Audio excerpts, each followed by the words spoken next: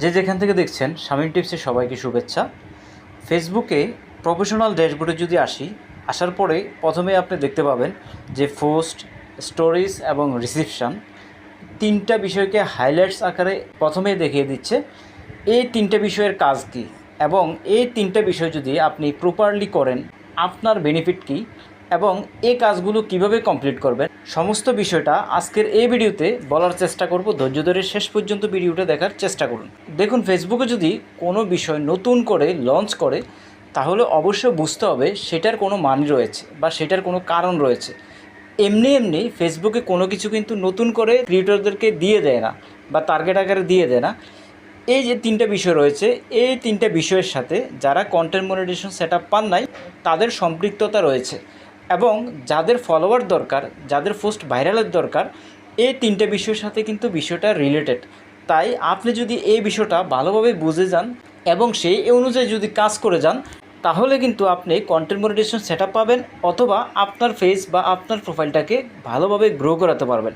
এখানে প্রথমে বলা আছে পোস্ট 3/27, অর্থাৎ 27টার মধ্যে 3টা আমি কমপ্লিট করেছি, 27টা আমি নিজেই সেটাকে সেট করেছি যা আমি এক সপ্তাহের মধ্যে 27টা পোস্ট ক্রিয়েট করব এবং এই যে পোস্ট ক্রিয়েট করব সেই বিষয়গুলো কি কি কারণে পোস্ট হইতে পারে এটার মধ্যে ক্লিক করার পর এখানে দেখুন ক্রিয়েট পোস্ট, এটার মধ্যে যদি চাপ দেই তাহলে আপনি জিনিসটা ক্লিয়ার হবে যে এখানে স্টোরি, রিলস, লাইভ এবং চ্যানেল, মেসেঞ্জার চ্যানেল, সেখানে যদি আমি কোনো ধরনের পোস্ট ক্রিয়েট করি তাহলে কিন্তু আমার এই যে পোস্ট ক্রিয়েট 27 এটা এক সপ্তাহের মধ্যে ক্লিয়ার হবে। আমি 3টা ক্লিয়ার করেছি। এখন আপডেট গোল এটার মধ্যে যদি যাই তাহলে আপনি দেখতে পাচ্ছেন এখানে কিন্তু আপনি আপনার যে গোলটা বা আপনি এক সপ্তাহের মধ্যে কি কি কাজ করবেন সেই জিনিসটা কিন্তু আপনি নিজেদেরকে সেট করতে পারবেন। যেমন এখানে প্লাস দিলে একটা বাড়বে অথবা এখানে মাইনাস দিলে কমবে। আপনি আপনার ইচ্ছা মতন এক সপ্তাহে আপনি কতগুলো পোস্ট করতে পারবেন সেটা তো আপনি ছাড়া ভালো আর কেউ জানে না। আপনি আপনার মতন গোলটাকে সিলেক্ট করে নেবেন, সিলেক্ট করে নিয়ে কাজ করবেন। যদি আপনি সেই কাজটা যথাযথ করতে পারেন ফেসবুক 2-1 সপ্তাহ আপনার বিষয়টা দেখবে, দেখার পরে যদি দেখে যে না আপনি গোল সেট করে সেই অনুযায়ী কাজ করে সফলতা অর্জন করতে পারছেন অথবা কাজটাকে যথাযথ করতে পারছেন তাহলে কিন্তু আপনাকে কন্টেন্ট মনিটাইজেশন সেটআপ দিয়ে দিবে অথবা আপনার কোনো না কোনো বেনিফিট কিন্তু আপনি পাবেন।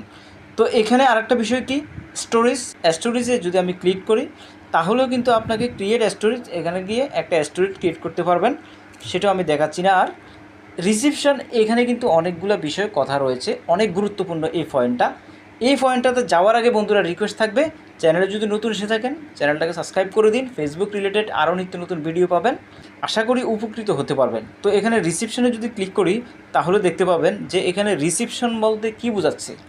নর্মালি বোঝা যাচ্ছে যে 10টার মধ্যে 4টা আমার কমপ্লিট হয়েছে, কিন্তু রিসেপশন বলতে এখানে একটা হাসির ইমোজি দেওয়া আছে। এর অর্থ এ নয় যে আপনি ইমোজি পেলেন অথবা আপনি পোস্টে লাইক পেলেন, লাভ পেলেন তাহলে কিন্তু এটা ফিল আপ হবে, বিষয়টা এরকম নয়। বিষয়টা কি দেখুন, সি হোয়াই এটার মধ্যে যদি যাই দেখুন এখানে রিসেপশন বলতে এই জিনিসটাকে কিন্তু বোঝায় যে আপনার ভিডিওটা 1000 যদি আপনার ভিউজ নিয়ে আসতে পারেন টার্গেট দেয় সেক্ষেত্রে আপনাকে এখানে সেই অনুযায়ী একটা রিসেপশন বোঝাবে। যদি আপনাকে ওইভাবে টার্গেট দিয়ে দেয় যে আপনার ভিডিওটা 2000 ভিউজ হলে একটা রিসেপশন আপনাকে সেভাবে এখানে কাউন্ট হবে, ঠিক ওইভাবে কিন্তু টার্গেট অনুযায়ী কিন্তু এখানে রিসেপশনটা আপনার এখানে কাউন্ট হবে। যদি এটা সেট করে দেয় যে আপনার এখানে যদি আপনি লাভ রিয়েক্ট পান তাহলে আপনার রিসেপশনটা একটা ফিল আপ হবে, ঠিক ফেসবুকে যেভাবে আপনাকে সেট আপ করে দেবে সেভাবে আপনাকে কাজ করতে হবে, তাহলে কিন্তু আপনি আপনার যে রিসেপশনটা ফিল আপ করতে পারবেন।